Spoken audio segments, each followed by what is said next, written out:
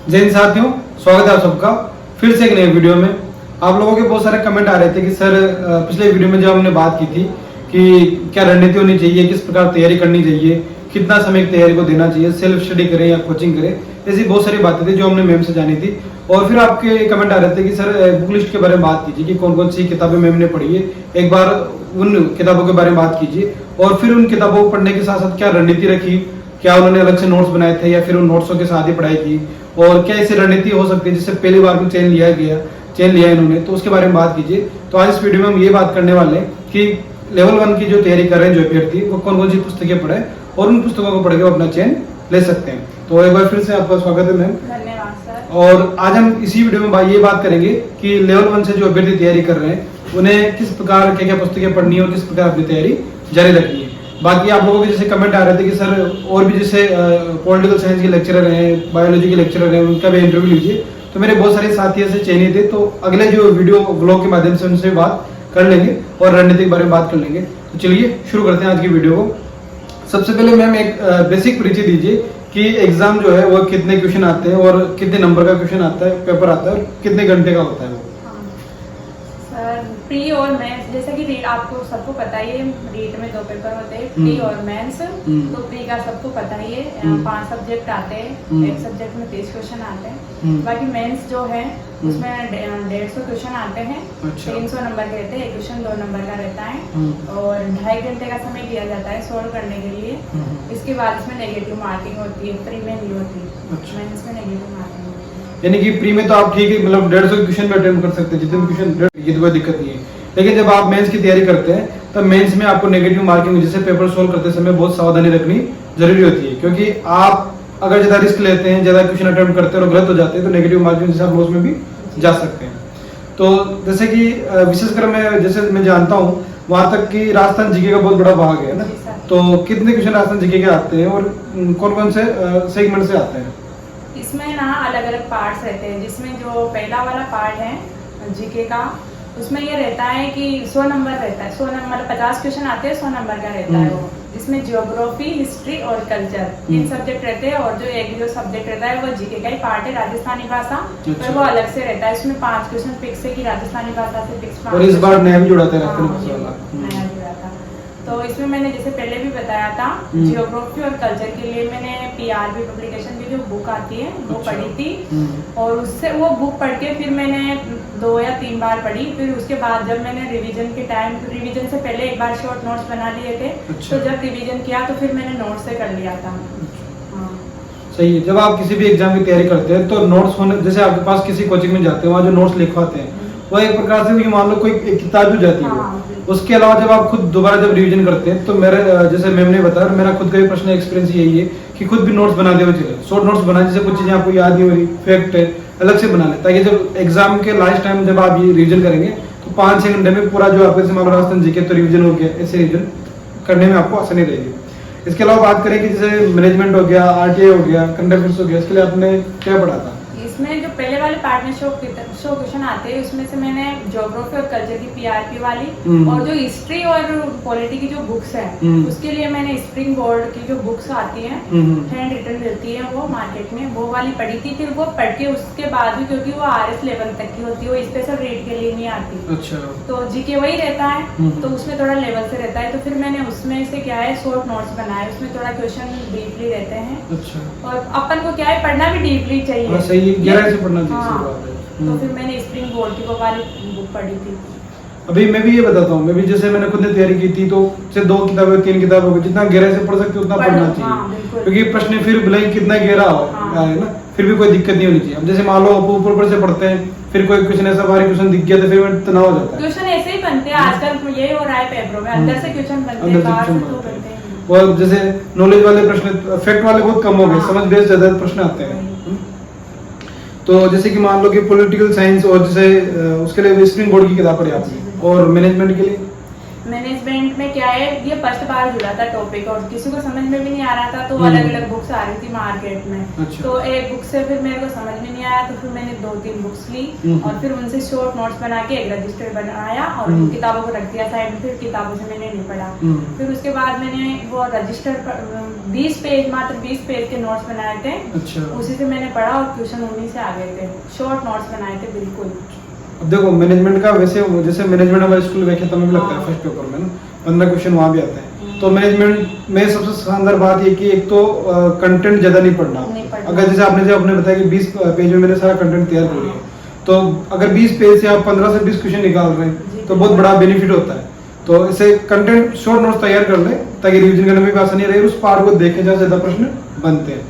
अच्छा, उसके अलावा जैसे करंट अफेयर्स था, तो करंट अफेयर्स के लिए क्या किया आपने? करंट अफेयर्स के लिए मैंने उत्कर्ष क्लासेस से नरेंद्र सर पढ़ाते डेली अच्छा। शाम को 5 बजे लाइव आती क्लास, उससे मैंने पढ़ा था। मैंने तैयारी से पहले ही करंट अफेयर्स पढ़ना शुरू कर दिया था, क्योंकि जीके में अपना जो रहता है वो करंट से मतलब रिलेटेड ही चीजें रहती है, अपडेट होते रहते हैं।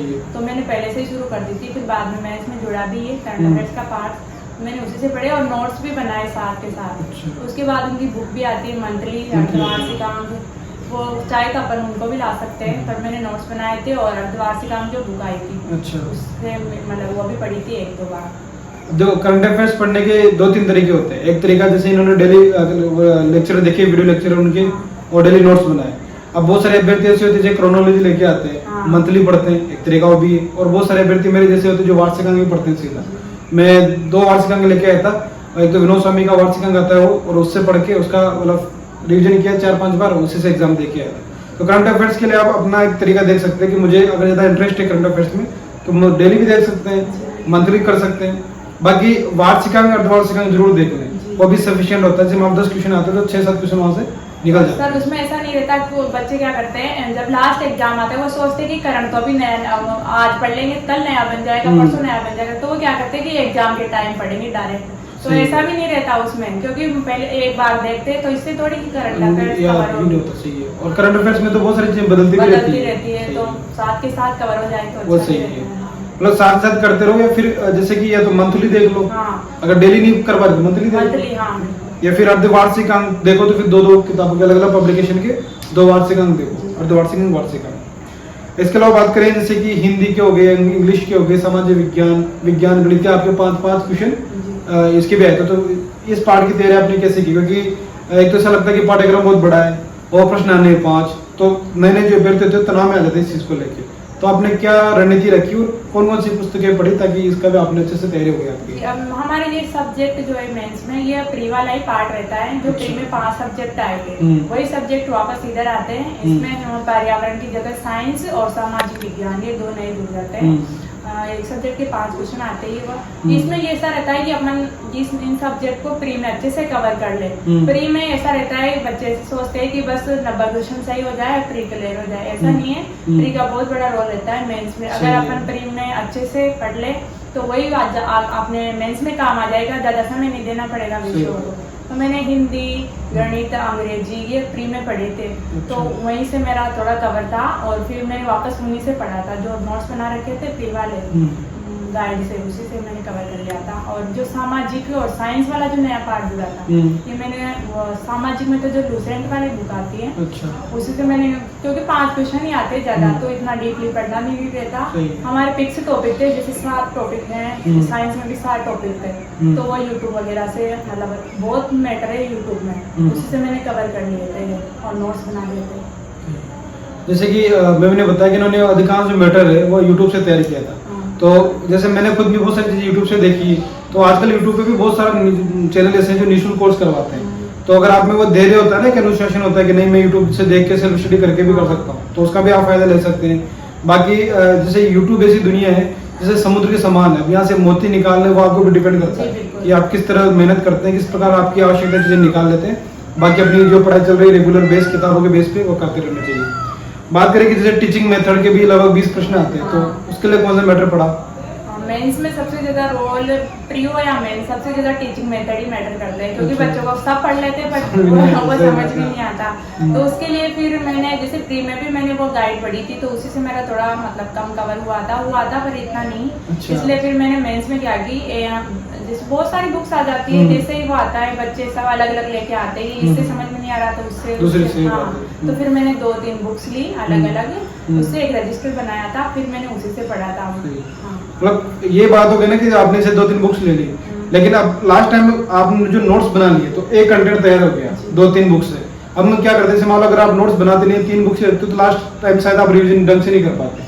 तो ये सही है, आप जैसे मान लो कंटेंट मिले 2 बुक्स लेके आ गए, 3 लेके आ गए, लेकिन लास्ट टाइम एक रजिस्टर नोट्स इस तरह बना लो रिवीजन करने के लिए, फिर एक ही कंटेंट रहे, तो तीनों किताबों को देखने की जरूरत नहीं होनी चाहिए। सही बात है। और जैसे कि बात करें कि मनोविज्ञान के लिए बात कर लेते हैं, तो मनोविज्ञान का भी बहुत बड़ा रोल है, तो उसके लिए आपने कैसे तैयारी की?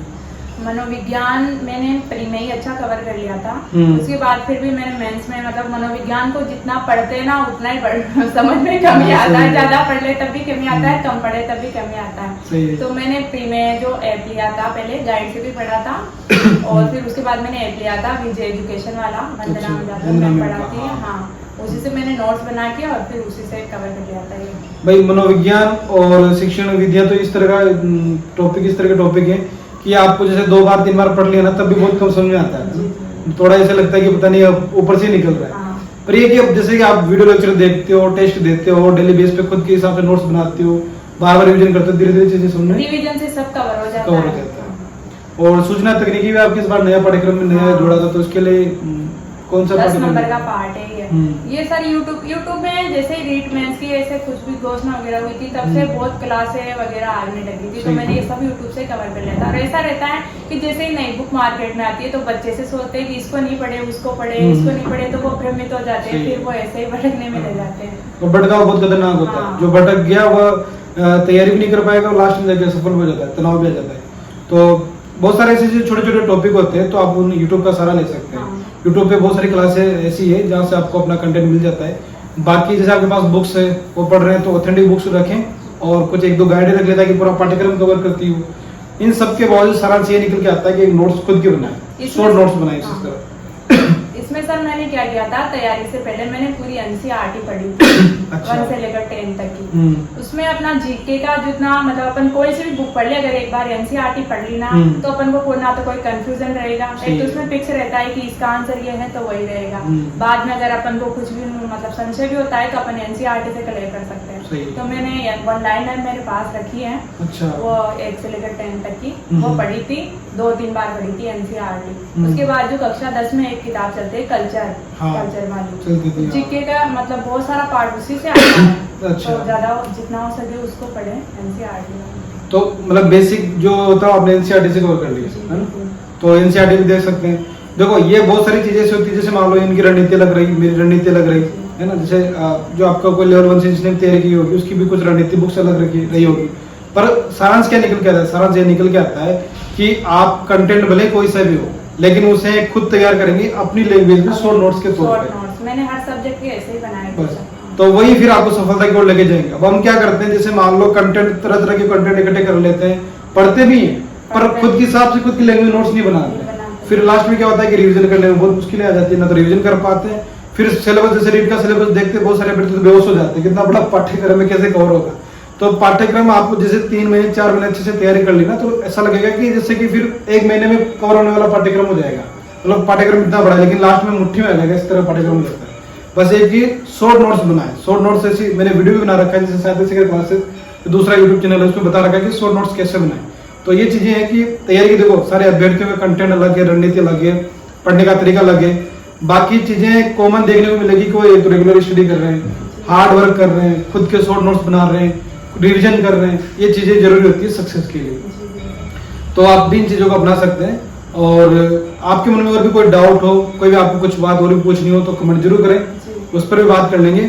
और भी जैसे अभी कमेंट आ रहे थे कि सर जैसे कि सामाजिक से हैं या फिर लेवल 1 या 2 से हैं, बायोलॉजी से हैं, मतलब लेक्चर के लिए, तो उनके भी जो इंटरव्यू करवाइए। तो मेरे बहुत सारे साथी ऐसे मिलने वाले हैं, तो जैसे जैसे टाइम मिलेगा उनका भी मैं आपको इंटरव्यू के माध्यम से परिचित करवा दूंगा।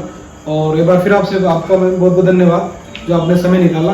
तो आपको ये वीडियो कैसा लगा कमेंट जरूर करें, और भी अगर उन्हें कोई डाउट हो तो कमेंट कर सकते हैं, उस पर बात कर लेंगे। ठीक है, जय हिंद, जय भारत।